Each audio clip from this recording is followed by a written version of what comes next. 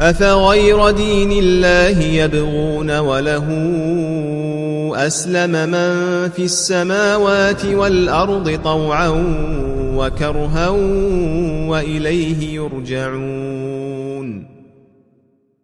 Rəhman və rəhimli olan Allahın adı ilə. Həmd, aləmlərin Rəbbi olan Allaha məxsusdur. Salat və salam Peyğəmbərimizin, onun ailəsinin və sahabələrinin üzərinə olsun.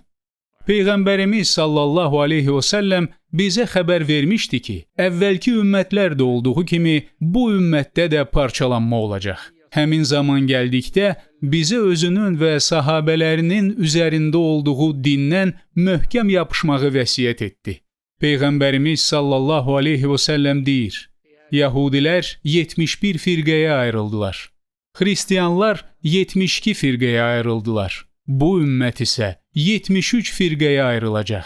Onların hamısı otdadır. Yalnız biri istisna olmaqla. Deyildi ki, onlar kimdir ey Allahın Rəsulu? Rasulullah sallallahu aleyhi və səlləm dedi, bugün mənim və sahabələrimin üzərində olduğu yolun üzərində olanlar. Peyğəmbərimiz sallallahu aleyhi və səlləm deyir, sizlərdən kim sağ qalacaqsa, məndən sonra çoxlu ixtilaflar görəcək.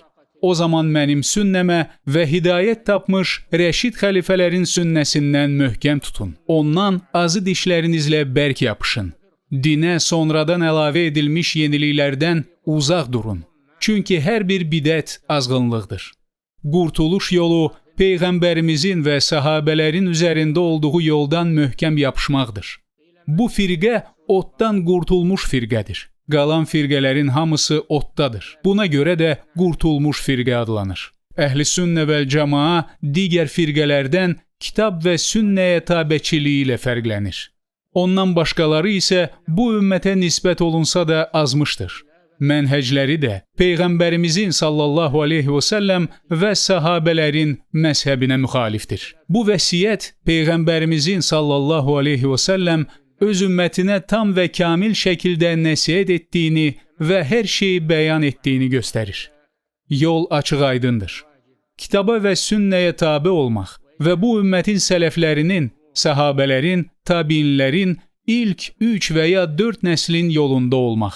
Peyğəmbərimiz sallallahu aleyhi və səlləm buyurur, ümmətimin ən xeyirlisi mənim əsrimdir. Sonra onların ardınca gələnlərdir. Sonra onların ardınca gələnlərdir. Sonra Peyğəmbər sallallahu aleyhi və səlləm buyurdu, sonra sizin arxanızca elə bir qövm gələcək ki, şahidlik edərlər, halbuki onlardan şahidlik tələb olunmaz. Xəyanət edərlər, amma etibar edilməz. Nəzir edərlər, amma yerinə yetirməzlər. Onların içində köklük çoxalar. Fəzilətli 3 nəsildən sonra fitnə və azğınlıqlar zahir olacaq. Lakin kim həmin fəzilətli nəsillərin yolundan getsə, dünyanın son günündə olsa belə nicat tapmışdır və oddan qurtulmuşdur. Allah Teala buyurur, dində hamını ötüb keçən ilk mühacirlərə və ansara, həmçinin yaxşı işlər görməkdə onların ardınca gedənlərə gəlincə, Allah onlardan razıdır, onlar da Allahdan razıdırlar. Allah onlar üçün altından çaylar axan cənnətlər hazırlamışdır. Onlar orada əbədi qalacaqlar. Bu, böyük uğurdur. Allah, mühacirlərin və ansarların yoluna gözəl şəkildə tabe olanlara zəmanət verir. Cəhalətə və ya nəfsani arzularına görə həqiqətdə onlardan payı olmayan, sadəcə iddia edənlər və özlərini onlara nisbət edənlər bu ayəyə daxil deyirlər. Hər özünü sələfə nisbət edən sələfdən deyildir.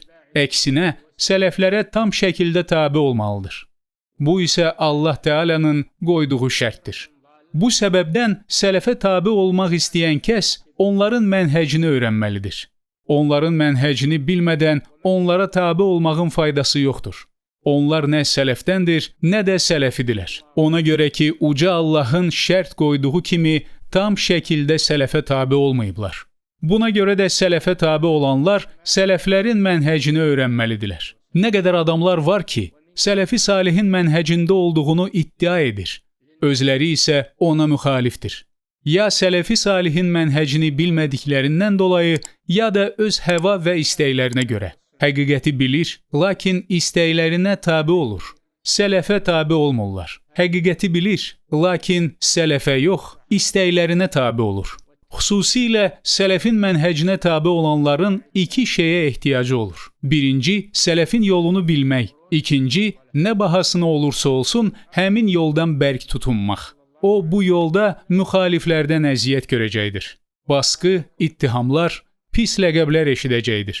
Lakin səbr edəcək, ona görə ki, o, özünün dinindən əmindir. Tufanlar onu silkələməyəcək, fitnələr onu dəyişməyəcək. Rəbbi ilə görüşənə qədər səbirli olacaqdır. İlk olaraq sələfin mənhəcini öyrənmək, sonra ona tabe olmaq, sonra insanlardan gördüyü əziyyətə səbr etmək. Bundan sonra sələfin mənhəcini yaymalıdır.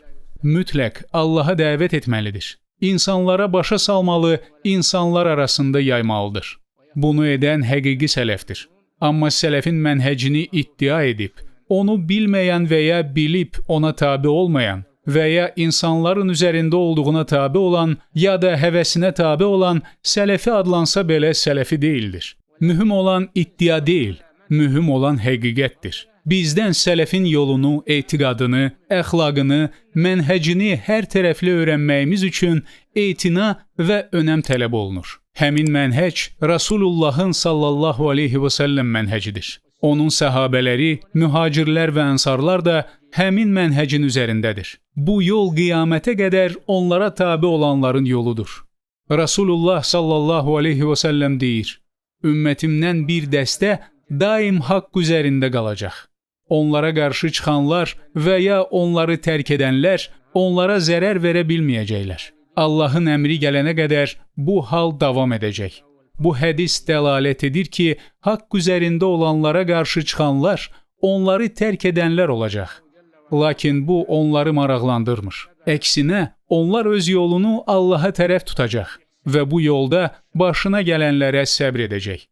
Necə ki, Loğman öz oğluna nəsihət edib deyir, oğlum, namaz qıl, yaxşı işlər görməyi əmr et, pis işləri qadağan elə, başına gələn çətinliklərə səbr et. Həqiqətən, bu əzm tələb edən əməllərdəndir. İnsanlardan təkəbbürlə üz çevirmə. Yer üzündə lovğa-lovğa gəzib dolanma. Həqiqətən, Allah heç bir özündən razını, özünü öyəni sevməz. Yerişində həddi gözlə. Danışanda səsini alçalt. Çünki ən çirkin səs uzunqulaq səsidir. Bu sələfin mənhəcidir. Bu onların yoludur. Bu onların sifətləridir. Uca Allah buyurur, şübhəsiz ki, bu mənim doğru yolumdur. Onu tutub gedin. Başqa yollara uymayın.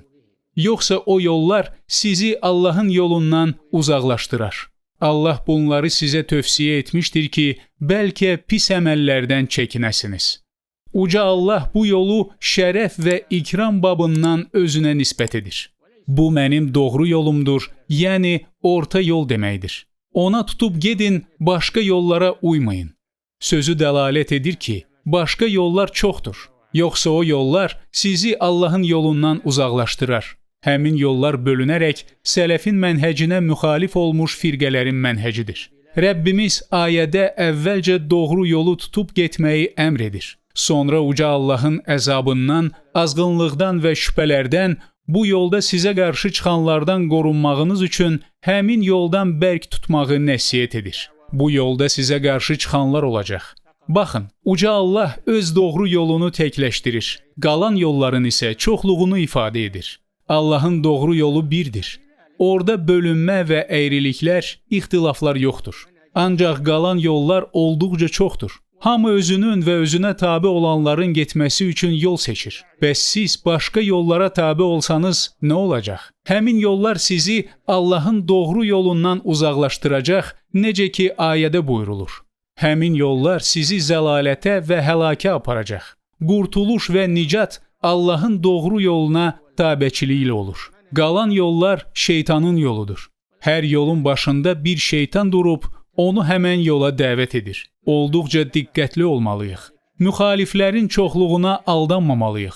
Onların şübhələrinə, bizi sıxışdırmalarına, bizdən nöqsan axtarmalarına fikir verməməliyik. Əksinə, bəsirətlə Allaha doğru getməliyik. Uca Allah bizə namazın hər rəkatında Fatihə surəsini oxumağı fərz etdi və o surədə Allahım, sən bizi doğru yola yönəlt ayəsi var. Həmin doğru yol Allahın yoludur. Yəni, ya Rəbbim, bizə doğru yolu göstər, bizi ona yönəlt. Nemət bəxş etdiklərin yoluna. Nemət bəxş olunanlar kimlərdir? Allaha və Peyğəmbərə sallallahu aleyhi və səlləm itaət edənlər. Məhz onlar Allahın nemət bəxş etdiyi peyğəmbərlər, siddiqlər, şəhidlər və əməli salihlərlə birlikdə olacaqlar. Onlar necə də gözəl dostlardır. Sən bu yoldasansa qorxma. Çünki sənin dostların, yoldaşların insanlar arasında seçilmiş qullardır. Yollar, firqələr, sənə müxalif olanlar çox olsa da qorxma. Çünki sən öz yolundan əminsən ki, o Allahın doğru yoludur. Qəzəbə düçar olmuşların və azmışların yoluna yox dedikdə, nəzərdə tutulan qəzəbə düçar olmuşlar özlərində elm olub, onunla əməl etməyən yəhudilərdir. Onların elmi var, ancaq onunla əməl etmirlər. Əgər elmə əməl olunmazsa, qiyamət günü öz sahibinə qarşı hüccət olacaq. Elm əməlsiz sözlər olsaydı, kaş onun sahibi cəhalətdə qalardı. Əməlsiz elm bar verməyən ağac kimidir. Ona görə də yəhudilər Allahın qəzəbini qazandılar. Özlərini inkişaf etmiş, öndə gedən, tərəqqi etmiş görsələr də onlar zəlalətdədirlər. Allahın qəzəbinə düçar olmuşlar. Azmışlar deyildikdə isə onlar elmsiz şəkildə Allaha ibadət edən, zahid olan qullardır. Onların əməlləri puçdur. Ona görə ki, doğru yoldan azmışlar. Əməlləri faydasız yorğunluqdur. Xristiyanlar kimi, onlar haqdan azıb xəta yola düşüblər.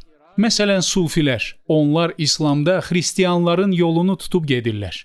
Allaha ibadət edir, çalışır, özlərini yorur, insanlardan uzaqlaşır. Lakin onların elmi yoxdur.